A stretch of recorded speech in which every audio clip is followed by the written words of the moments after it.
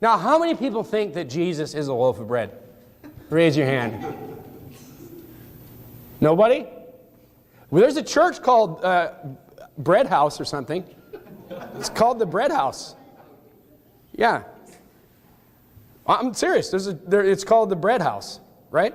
Yeah. House of bread.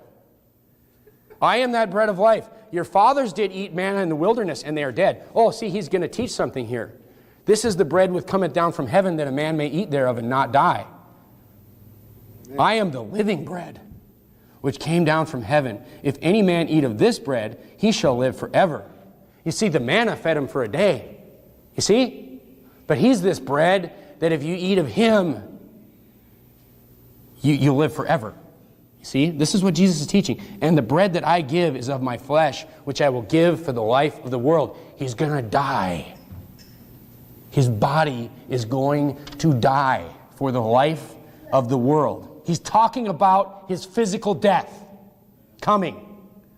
The Jews therefore strove among themselves, saying, how can this man give us his flesh to eat? I mean, this is the Catholic today. We're going to eat his flesh. We must eat his flesh. Then Jesus said unto them, verily, verily, I say unto you, except that ye eat the flesh of the Son of Man and drink his blood, ye have no life in you.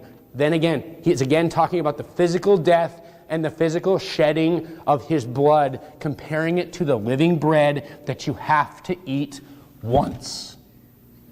And not again and again and again. And before in the chapter he talks about, how he fed the 5,000 and how that bread is going to feed those people. But it's not, and then he compares it to this bread that you only have to eat one time. You see?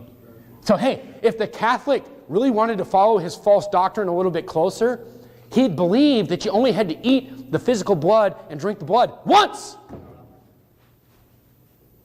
That's what the Bible teaches. You don't have to do it one time. Hebrews, there's a main theme in Hebrews. The shedding of the blood of bulls and goats, they had to do it every year. Jesus had to die once. It's a more perfect sacrifice. That's why it's better, remember? One time. So, you don't have to go to communion one time. But, it's totally false. It's just, they don't even know what they're reading. He's talking about him being the bread, him being the living bread.